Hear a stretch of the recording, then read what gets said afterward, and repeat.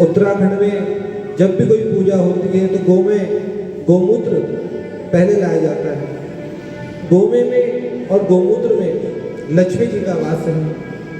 एक समय माँ लक्ष्मी गौ के रूप में आई। गौ के रूप में आई तो गौ समुदाय वहां पर उपस्थित था। सभी गौ ने देखा कि सर्वांग सुंदरी गौ कौन है, तो लक्ष्मी तो अत्यंत ही सुंदरी है। और जब गाय के रूप में आई तो उनका दर्शन सभी ने किया। कहा, गौ माताओं ने कहा, ये कौन है हमारे बीच जो सुंदरी आई है, अपना परिचय दीजिए। इस पर लक्ष्मी जी ने कहा कि मैं स्वर्ग में रहने वाली लक्ष्मी हूँ। गौ ने लक्ष्मी जी से कहा कि आपका सौम्य स्वभाव है और देवता, ऋषि, पितृ, मुनि सभी आप में वास करें, ऐसा आशीर्वाद आप प्रदान करें। और यदि आप हमारा जो गोमे है उस गोमे में आपका वास हो तो जगत के प्राणियों का कल्याण हो। इस पर लक्ष्मी जी ने कहा कि अवश्य ऐसा हो, यह मुझे आप आशीर्वाद दीजिए। सभी गौओं ने एक साथ कहा, अवश्य मानना कार्य तवास्माभिः यशस्विनी सकिन्मुक्तेन वस्तुत्वं पुण्यमेतद् तद्विना शुभे।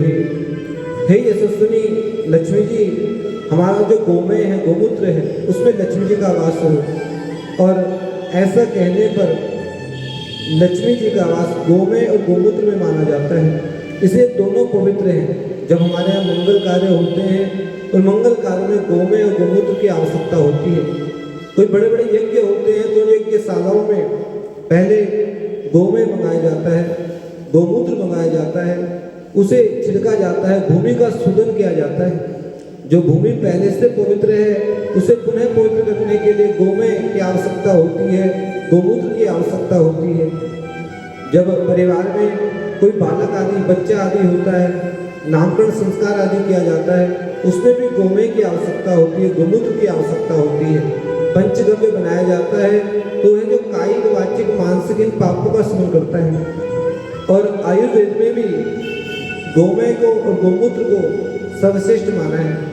इसलिए गौ का दूध, दही सब कुछ तो अमृत है ही, साथ ही साथ गोमय और गोमूत्र इसमें साक्षात लक्ष्मी जी हैं। और गोमय से उपले बनते हैं और उपलों से क्या होता है, यज्ञ होता है। यज्ञ में उपले श्रेष्ठ माने जाते हैं क्योंकि यज्ञ कौन है, नारायण है। यज्ञ पुरुष नारायण कहा गया।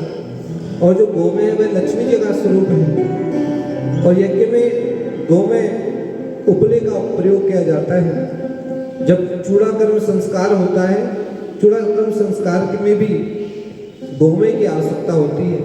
भूमि को शोधन करना होता है तो भी आवश्यकता होती है। जो भी मंगल पवित्र कार्य है उनमें गोमय और गोमूत्र की आवश्यकता होती है।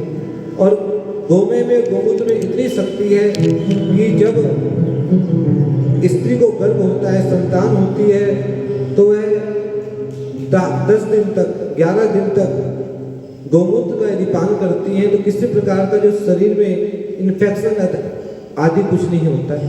इतना ज़्यादा पवित्र माना गया है। इसलिए गो, गंगा, गायत्री, गीता, गोविंद सभी मनुष्य के कल्याण के लिए परोपकार है, सदा विभूति है। यह परोपकार करने के लिए है।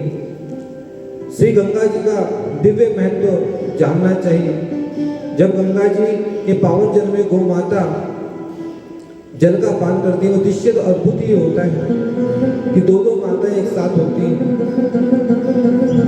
गंगा जी जो कल्याण करने वाली है, सभी जीवों का, प्राणी मात्र का कल्याण करने वाली है। गम्यति प्राणिनम विशिष्ट स्थानमिति, जो प्राणियों को विशिष्ट स्थान पर पहुंचा देती है। इसलिए गंगा, यमुना, सरस्वती, गंगा जी वैराग्य का प्रतीक है, यमुना जी भक्ति का प्रतीक है और सरस्वती जी ज्ञान का प्रतीक है।